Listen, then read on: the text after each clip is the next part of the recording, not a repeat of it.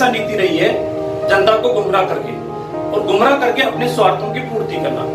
जब कांग्रेस 2019 के चुनाव प्रचार के अंदर बड़ी बड़ी घोषणाएं करी थी, उस समय भी उन्होंने कहा था कि कृषि क्षेत्र के अंदर हम सुधार करने का काम करेंगे, हम किसानों को लाभ पहुंचाने का काम करेंगे, हम नीति ऐसे बनाएंगे जिससे किसानों का भला हो सके। लेकिन सत्ता तो उनको मिलना मुश्किल थी, क्योंकि जनता वर्षों तक आपके ऊपर विश्वास कर चुकी। अब जनता ज्यादा विश्वास आपके ऊपर करना नहीं चाहती। लेकिन देश के प्रधानमंत्री नरेंद्र मोदी जी ने कहा कि मेरी सरकार सिर्फ और सिर्फ समर्पित है तो उस गरीब, मजदूर, किसान या अंतिम पंक्ति में बैठे हुए व्यक्ति को समर्पित मेरी सरकार है और उसका सर्वांगीण विकास करना ही मेरा ध्येय है। और इसी मिशन को लेकर मोदी जी अभी चल भी रहे। और जिस तरीके से अभी 3 विधेयक पहले अध्यादेश के रूप में आए, अब लोकसभा और राज्यसभा में पारित हुए और उसके उपरांत अब वो ये कानून का रूप ले चुके हैं। और उसके अंदर सिर्फ और सिर्फ इस बिलों के अंदर, इस कानून के अंदर ऐसा कोई प्रावधान नहीं है जिससे किसानों का हित हो। इसका पहला जो बिल है वो बिल इस बात के लिए है कि किसान को आजादी मिले।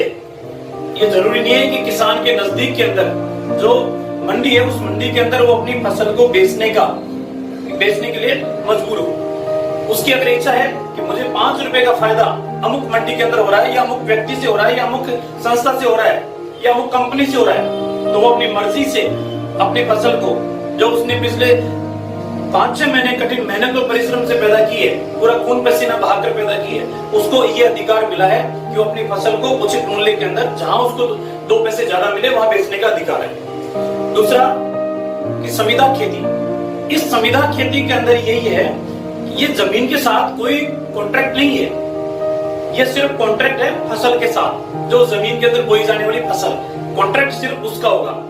अब कांग्रेस गुमराह ऐसे कर रही है किसानों को कि लो साहब, ये बड़ी बड़ी कंपनियां आपकी जमीन के साथ एग्रीमेंट करेगी, फिर जमीन को आपको हड़पने का काम करेगी। क्यों आप किसानों को गुमराह करने का काम कर रहे हो? आपको खुद को भी पता है कि सिर्फ संविदा खेती का अर्थ ये है कि जो किसान की फसल का कॉन्ट्रैक्ट वो कर रहा है, वो फसल के कॉन्ट्रैक्ट तक ही वो सीमित है। तीसरी बात ये, आपने आज दिन तक इतने वर्षों शासन करने के उपरांत किसान के साथ जो धोखाधड़ी होती थी, उस धोखाधड़ी के लिए किसानों के पास कोई प्रावधान नहीं था। लेकिन इस बिल के अंदर यह भी प्रावधान किया गया है कि किसान को 3 दिन के अंदर उसको भुगतान मिलेगा। 30 दिन के अंदर किसान के साथ अगर कोई चीटिंग होती है तो 30 दिन के अंदर अंदर वो संबंधित उपखंड अधिकारी के पास अपना मुकदमा दायर करा सकता है, चाहे वो व्यक्ति हो, चाहे संस्था हो, चाहे कोई भी हो। तो ये अधिकार भी पहली बार किसान को मिला है कि वो अपने साथ अगर कोई धोखाधड़ी करता है तो उसको उस कानून के दायरे के अंदर उसको हक और अधिकार है कि अमुक व्यक्ति या संस्था के विरुद्ध वो कानूनी कार्रवाई करके अपना हक वसूल करने का काम करे। मेरा आप सभी से हाथ जोड़ के निवेदन है, करबद्ध प्रार्थना है सभी किसान भाइयों से, मोदी जी कभी किसी का अहित करने का काम नहीं करते, लेकिन ये उन लोगों की पैरवी करें जो किसानों का अहित करने वाले लोग हैं, जो बिना मेहनत और परिश्रम के करोड़ों रुपए का मुनाफा कमाने वाले लोग हैं। कांग्रेस आज उनके साथ खड़ी है। हम सब भारतीय जनता पार्टी के कार्यकर्ताओं को एक एक किसान को समझाने की आवश्यकता है कि ये वक्त बदल रहा है और इस बदलते हुए वक्त के अंदर आपके खेत की उपज का उचित मूल्य आपको मिले।